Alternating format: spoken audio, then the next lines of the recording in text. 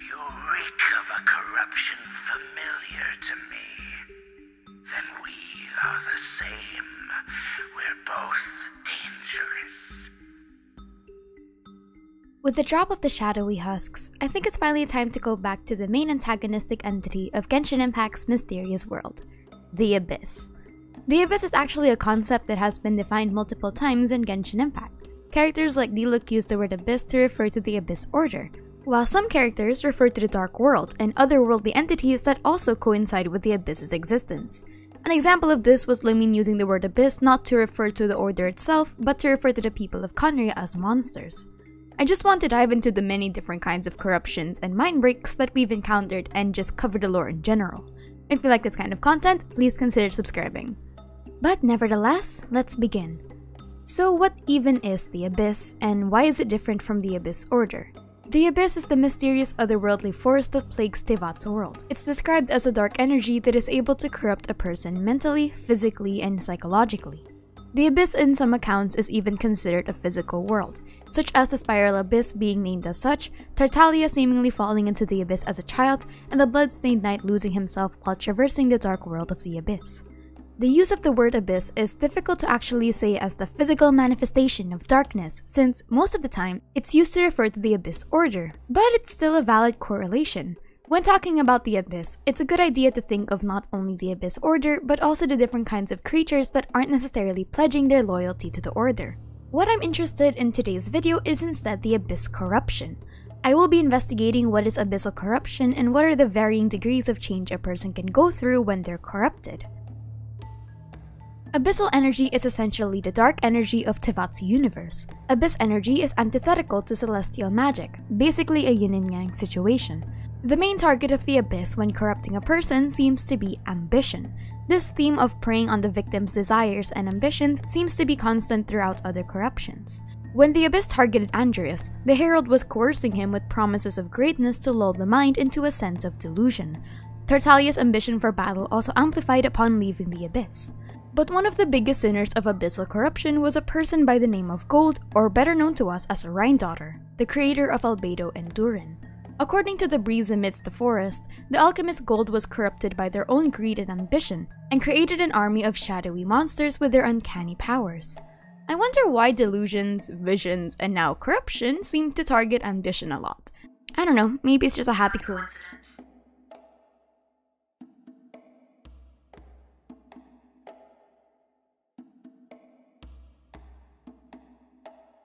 Abyssal corruption can be both instantaneous or cumulative, but there seems to be 4 ways to be corrupted by the Abyss: prolonged exposure, divine intervention, direct consumption, and direct manipulation. These 4 ways aren't completely disconnected, but I'll still list them down separately and provide a case-by-case example. First is the prolonged exposure. Prolonged exposure to the Abyss refers to simply being in the same proximity and atmosphere as creatures of the Abyss for an extended amount of time. Also, being in the physical location of the Abyss, like Tartaglia, can have effects on a person. There are multiple instances of this occurring in Teyvat. Torachio is an Oni who was once friends with A and helped her fight against the monsters of the Abyss. However, she was consumed one day by a beast with a tiger's body and tail of a snake, plunging her into a world unknown. When she left the beast's body, she was no longer herself, but instead a creature tainted by the dark energies. Tartaglia fell into the Abyss when he was a young child, and trained under a person named Skirk. This is where he inherited the Foul Legacy, an ability very similar to the Abyss Heralds in the game. Some people might not consider this as corruption, but instead a technique passed down from a master to her disciple. But I personally disagree. There are some interesting psychological effects the Abyss left behind for Ajax, such as his insatiable bloodlust. The Bloodstained Knight was a renowned knight sent to an expedition to kill the monsters of the Abyss, but he soon fell into ruin after finding the old ancient world. There he was corrupted, and soon his own body became the very same as the monsters he swore to vanquish. In the end, he swore his true loyalty to the Abyss. Venti, Zhongli, and Devalin have also suffered the consequences of abyssal magic. Second is through divine intervention. This is what happened to the citizens of Khaenri'ah and how they turned into the monsters of the Abyss. It was never confirmed if Celestia was the one that turned the citizens of Khaenri'ah, but that some kind of force enacted divine judgment on the people. It's safe to assume that Celestia themselves also have a level of control over the word corruption.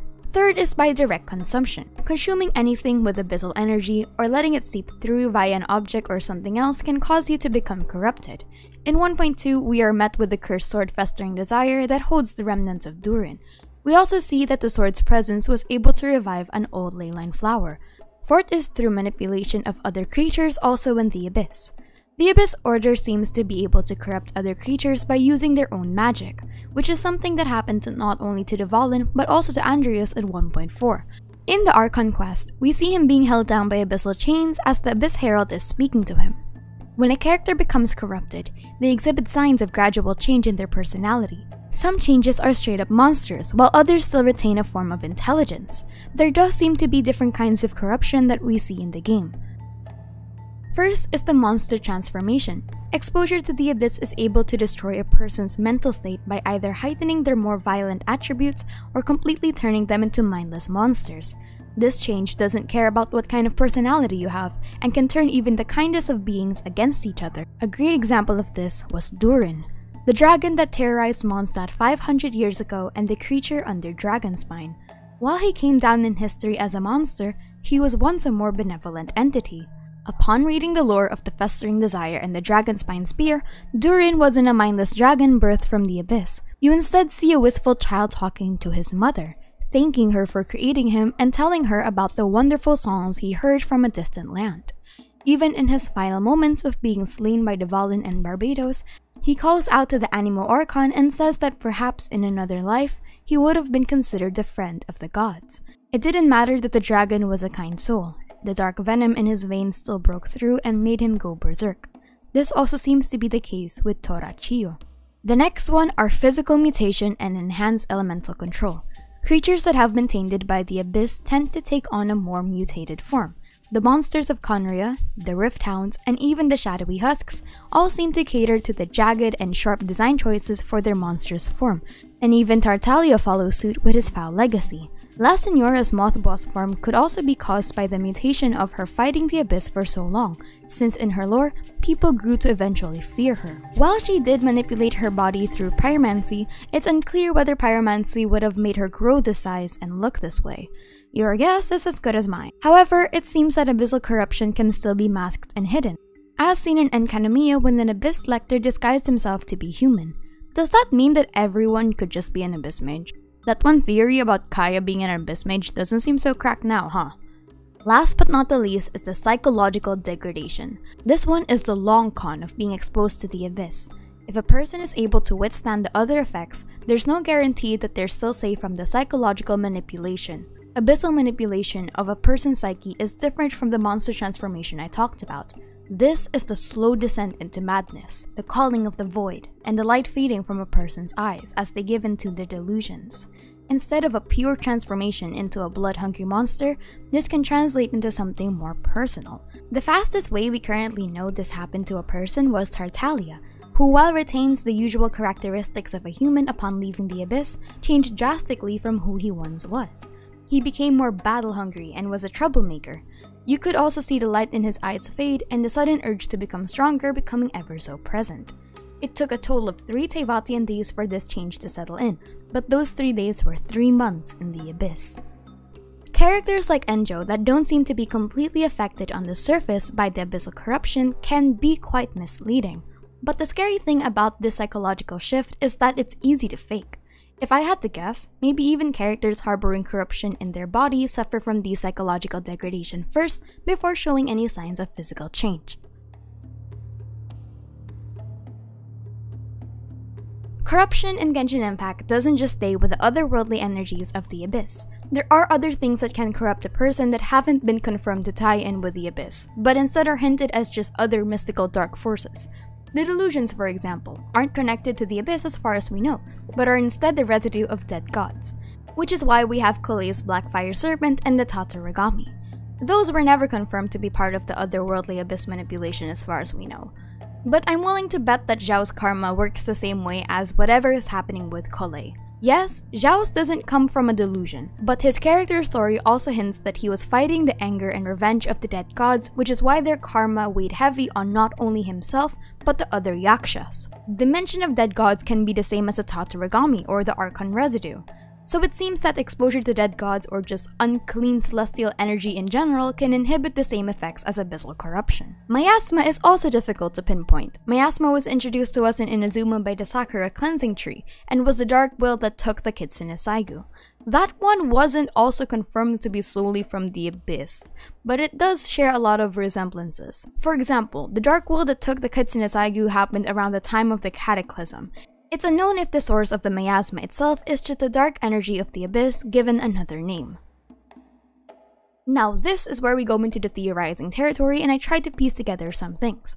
We don't know how abyssal corruption can be cleansed properly, but we do know that the Traveler is the only real person that can do this that we are aware of. Venti and Zhongli aren't able to purify abyss magic because their own powers were poisoned by them. So whatever is unique to the Traveler must be the reason they can purify it. So let's see.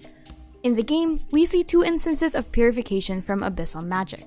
The first one was with the Valen's tears, and the other was with the festering desire. The Traveler themselves don't seem to know how they're able to do it and just shrugs it off. We are also told by Venti that the only way for him to heal the abyssal poisoning that he underwent when trying to heal the Valen was by going through the Windrise tree, the tree left behind when Vanessa ascended to Celestia. Xiao and his teapot lines also allude to the Traveler's presence somehow helping his karmic debt, but he's not quite sure himself either. I feel like the magic needed to cleanse abyssal corruption is a higher form of angelic magic, or celestial magic that the Archons are not able to use. Let me break this down. The Traveler is still in a weak state lore-wise and hasn't fully unlocked their abilities, but at the moment, they have the potential to arguably be stronger than the Archons that we currently know, save for maybe A. But even then, the Traveler did technically beat them by resonating with the visions. The Traveler already has shown feats that not even the gods can replicate. He showed Venti that he can harness the power of more than one element simply by resonating with the source. He amplified that ability against A when the visions glowed, and they have the power of purification.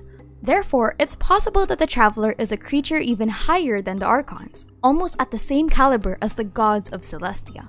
There are several hints that the Traveler might be a form of angel, specifically a seraphim. This is because of the wings we see in the opening cutscene, and their clothes have similar patterns to the Sustainer of Heavenly Principles. Seraphims are the highest order of angels next to something known as thrones. The word thrones was once mentioned to refer to the highest creator in Celestia known as the Primordial One, or Phanes. If the Traveler is allegedly a kind of higher angel and has a hidden power that is essentially heaven magic, it would be a good reason why they can purify it and why the Archons can't. The thrones that I mentioned was also not from this world, much like the Traveler, so that's a strange coincidence.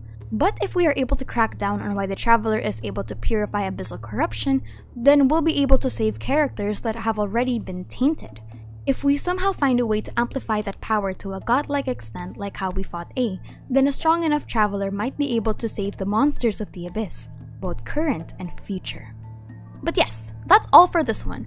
Abyssal corruption is a weird thing to go into specifically. For me personally, it's all just a big blur. If you have black energy around you, you don't look human, you look funky, chances are you're corrupted in this universe. Something like that. I hope in the future we get to learn more about abyssal corruption and see if we'll find any kind of development with the story of Conria. But nevertheless, my name is Aster and thank you for chilling with me.